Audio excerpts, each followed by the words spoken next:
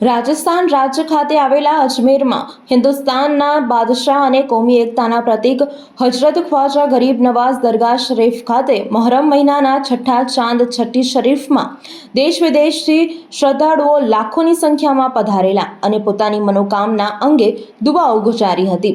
હજરત ખ્વાજા ગરીબ નવાઝની છઠ્ઠી શરીફનું મહત્વ વધુ હોવાથી સમગ્ર દેશમાંથી ભાવિક ભક્તો છઠ્ઠી શરીફમાં હાજરી આપવા ઉમટી પડે છે।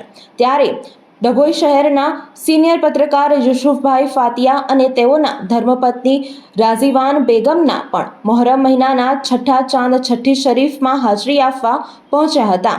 તેમજ ગુજરાતભરના વડોદરા, ગુજરાત, અમદાવાદ, ડભોઈ, છોટાઉદેપુર, વલસાડ, વાપી, રાજકોટ, ભરૂચ, મહેસાણા વગેરે શહેરોમાંથી છઠ્ઠી શરીફમાં લાખો શ્રદ્ધાળુઓએ હાજરી આપી ફૂલ ચાદર ચડાવી હતી અને પોતાની મનોકામના પૂરી થાય તે માટે દુઆઓ ગુજારવામાં આવી હતી। જોએ કે આ પ્રસંગે હજરત ખ્વાજા ગરીબ નવાઝ દરગાહ ખાતે છઠ્ઠી શરીફ પ્રસંગે દેશ વિદેશમાં ભારતનું નામ રોશન રહે અને ભાઈચારો અને કોમી એકતાના દર્શન થાય તેમજ ભારત દેશ પ્રગતિ કરે, દેશમાં અમન ચેન રહે તેવી દુઆ ગુજારવામાં આવી હતી।